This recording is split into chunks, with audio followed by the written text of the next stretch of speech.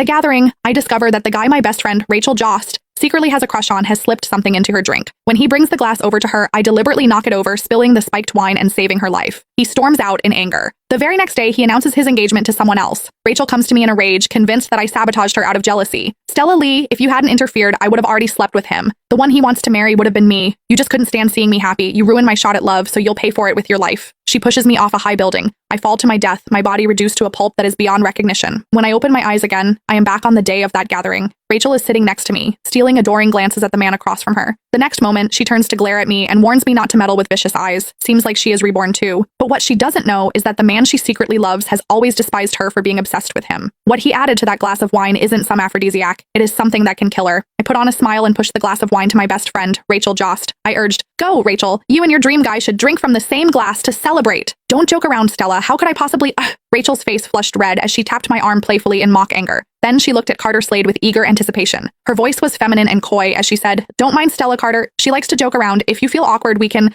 just clink glasses." Upon hearing that, Carter finally looked up and shot me a cold glance. When he spoke, his tone was laced with mockery. "You sure know how to liven up the atmosphere, Stella Lee." I found his response amusing. In my previous life, he had been exactly like this. Even though he loathed Rachel to the core, he didn't dare show it openly as he was wary of the Jost family's power and influence. So he staged this so-called gathering today to shift all of Rachel's attention onto me. In my past life, I knocked over that spiked glass of wine to save Rachel. I saved her life, only to be killed by her in return. After I died, I saw Carter standing in the shadows on the rooftop. He called the police excitedly. "Hello, police! There's been a murder!" He reported Rachel and had her sentenced to life while keeping his own hands completely clean. Now that I'd been given a second chance at life, I wouldn't let either of these lunatics with their hidden agendas get away this time. Since it's a celebration, let's not spoil the mood. Carter's voice pulled me back to the present. I watched as he picked up the wine bottle, the very one he had tampered with, and poured a glass. Then he pushed it toward me. The dark red liquid swirled in the glass. To me, it was like a venomous snake flicking its tongue. "Stella is our guest. You should have the first toast," Carter said. As I stared at the glass in front of me, my heart jolted with fear. Carter was a suspicious man. My unusual behavior just now had put him on guard, so he was testing me. He wanted to gauge whether I had seen him spike the drink or if I was just pretending to be clueless. My life was on the line. I had seen with my own eyes that he had tampered with the wine. If I drank it, whether I lived or died would be entirely up to fate. But if I didn't drink, Rachel would take all her frustration from this failed date out on me. It seemed that only death awaited me either way. "What? Are you going to reject my kind offer?" Carter asked with a raised brow.